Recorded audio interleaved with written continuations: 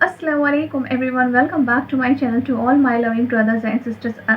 So yes, आप लोगों का सबसे पहले बहुत बहुत शुक्रिया, क्योंकि जब भी मैं कोई वीडियो अपलोड करती हूँ आप बहुत ही अच्छे से रिस्पॉन्स करते हैं एंड बहुत ही अपनी राय ज़ाहिर करते हैं कि आपको इस वीडियो पर रिएक्शन चाहिए, उस वीडियो पर रिएक्शन चाहिए। तो क्योंकि अब रमज़ान आने वाला है तो रमज़ान की भी कुछ तैयारियां चल रही हैं, तो इस वजह से I was not uploading the videos, कुछ दिनों का गैप हो गया है, but still I am trying my best. इंशाल्लाह मैं कोशिश करूंगी कि रमज़ान में भी मैं आपके लिए बहुत अच्छे अच्छे वीडियोस लेके आती रहूं। तो यस, आज मैं जिस वीडियो पर रिएक्ट करने वाली हूँ वह है डॉक्टर इसरार अहमद की, जिसमें उन्होंने अच्छे से डिफ़ाइन किया है कि इंसान का अल्लाह से शिकवा। एंड यस, अल्लाह से शिकवा तो करना बनता ही नहीं है, क्योंकि वो तो इतनी ज़्यादा परफेक्ट ज़ात है कि हमने तो अपने रब के लिए कुछ किया ही नहीं है, तो हम किस बात का शिकवा करेंगे अल्लाह से। बल्कि हमें अल्लाह से तो तौफीक मांगनी चाहिए कि अल्लाह हमें इस लायक बनाए कि हम उसकी इबादत कर सकें। और यस, अपने दिल को सबसे पहले अपने दिल को पाक और साफ़ कर सकें, क्योंकि हर अमल तो आपका दिल से ही बनता है, नियत भी दिल से ही होती है। तो जैसा आपका दिल में होता है वैसे ही अमल बनते जाते हैं। तो सबसे पहले तो यही अल्लाह से मांगना चाहिए कि अल्लाह हमें इस लायक बना, हमारे दिल को इस लायक बना कि हम तेरे करीब हो सके, तेरे मखलूक के करीब हो सके और तेरे खातिर तेरी मखलूक से मोहब्बत कर सके। So yes, without any further do, let's get started. फला उक़्सिमु बिमवाक़िन नुजूम, ये ला जब आता है पहले तो वो मुखातब की बात की नफी करने के लिए, ने इट इज लाइक दैट, ये नफी है। ला उक़्सिमु बियौमिल क़ियामह, तुम्हारे ख्यालात गलत हैं, मैं क़यामत की कसम खाता हूं। तो फरमाया फला उक़्सिमु बिमवाक़िन नुजूम, वक़ा यक़अ के क्या मानी है, और ये सूरत कौन सी? वाक़िआ, इज़ा वक़अतिल वाक़िआ, वक़ा गिर जाना, पड़ जाना, ये सितारों के डूबने की जगह है। फला उक़्सिमु बिमवाक़िन नुजूम व इन्नहु लक़समुन लौ तअलमून अज़ीम, और अगर तुम जानो तो ये बहुत बड़ी कसम है जो हमने खाई है। उस वक्त का इंसान क्या समझता कि सितारे कहां जाते हैं, कहां गुरूब होते हैं, कहां गिरते हैं। आज हमें मालूम है। सूरह हामीम सजदा में जो कहा गया है, सनुरीहिम आयातिना फिल आफाक़ व फी अनफुसिहिम हत्ता यतबय्यन लहुम अन्नहुल हक़, हम इन्हें अपनी निशानियां दिखाएंगे आफाक़ व अनफुस में, यहां तक कि ये बात वाज़ेह हो जाएगी कि कुरान हक़ है। आज हमें मालूम है खला में ब्लैक होल्स हैं, और ये ब्लैक होल्स बड़े बड़े सितारों के पिचक जाने से पैदा हुए। और जब वो बड़े सितारे पिचकते हैं, जो खला पैदा होता है, वैक्यूम, उसमें बड़ी ताकत होती है, उसके पास से कोई सैयारा, कोई सितारा गुजर जाए उसे खींच लेता है कब्र के अंदर। ये ब्लैक होल्स का तस्वुर। इसीलिए अल्लाह ने उस वक्त के लोगों के लिए क्या कहा? फला उक़्सिमु बिमवाक़िन नुजूम व इन्नहु लक़समुन लौ तअलमून अज़ीम इन्नहु लक़ुरआनुन करीम, ये बहुत बाइज़्ज़त कुरान है। फी किताबिम मकनून, एक छुपी हुई किताब में है। ला यमस्सुहु इल्लल मुतहहरून, इसे छू ही नहीं सकते मगर इंतहाई पाक हस्तियां। इसके क्या मानी है? पहली बात तो हमें मालूम हो गई, मुराद फरिश्ते हैं। बेअदी सफरतिन किरामिन बरारा, उसी की शरह हो रही है ना। इसी से एक फिक़ी मसला निकाला गया कि बगैर वुजू के हाथ ना लगाओ, लेकिन इसका असल मफहूम क्या है वो समझिए।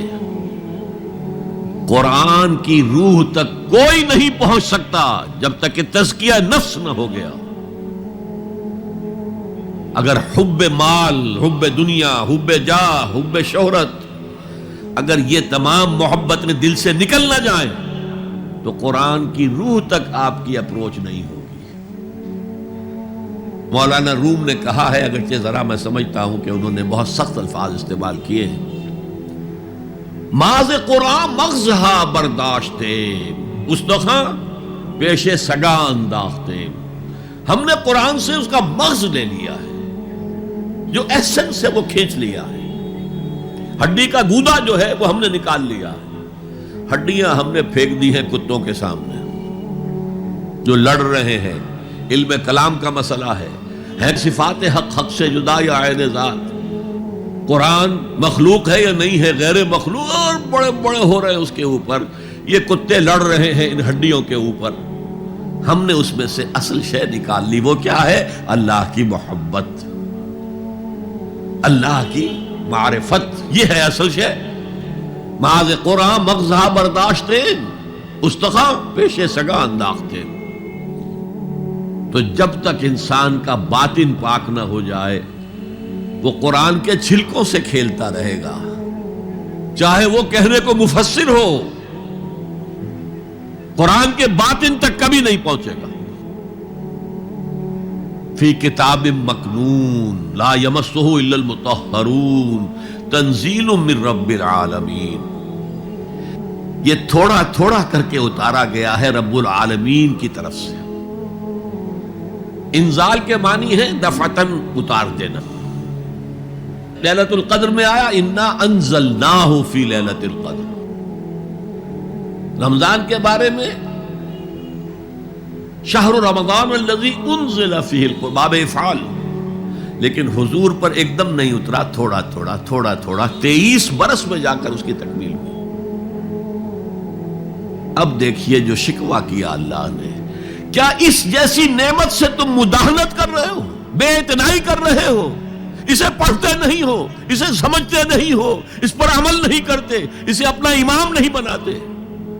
تمہارا طرز عمل یہ ہے، بلکہ تم نے اپنا نصیب یہ بنا لیا ہے کہ تم اسے جھٹلا رہے ہو. غور کیجئے، جھٹلانا جو ہے دو طرح کا ہے. ایک ہے زبان سے کہنا کہ یہ نہیں ہے، کوئی اللہ کا کلام نہیں ہے، یہ قرآن وغیرہ جھوٹ، سب اساطیر الاولین ہے، یہ محمد نے گھڑ لیا ہے وغیرہ وغیرہ، جھٹلانا ہو گیا. ایک جھٹلانا ہے عمل سے جھٹلانا. مان تو لیا اللہ کا کلام ہے لیکن اس کی حرام کردہ شے کو اپنے لیے حلال کیا ہوا ہے. حدیث نبوی ہے ما آمن بالقرآن من استحل محارمہ. اس شخص کا قرآن پر کوئی ایمان نہیں ہے جو اس کی حرام کردہ چیز کو اپنے لیے حلال ٹھہرا لے. اس اعتبار سے غور کیجئے. اور اس کی مثال بھی دی ہوئی ہے سورہ جمعہ میں.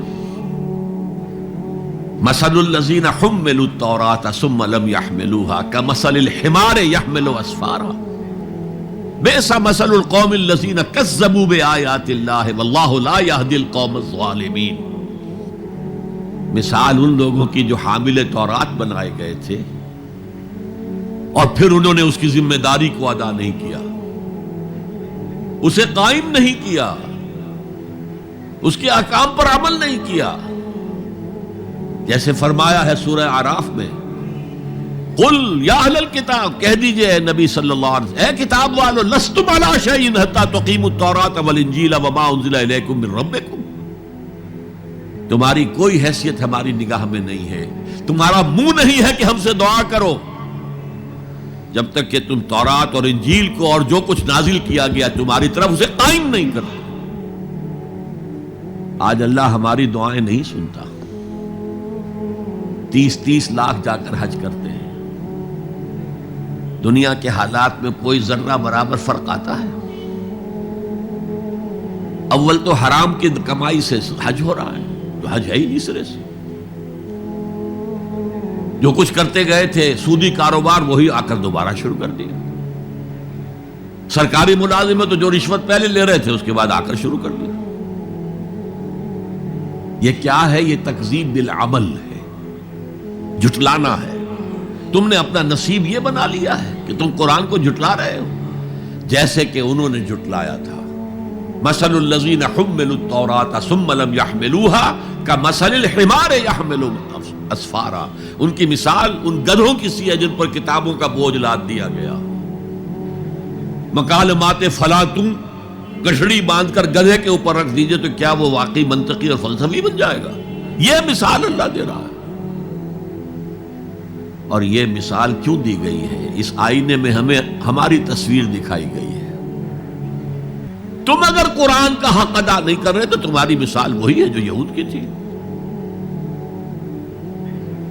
بئس مثل القوم الذین کذبوا بآیات اللہ، بری مثال ہے اس قوم کی جس نے اللہ کی آیات کو جھٹلایا۔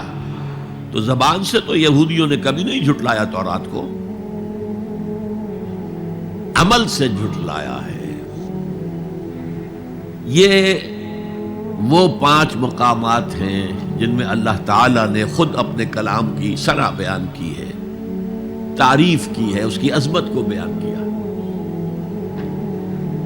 اب میں آپ کے سامنے ایک حدیث رکھنا چاہتا ہوں، حضور نے کیا فرمایا۔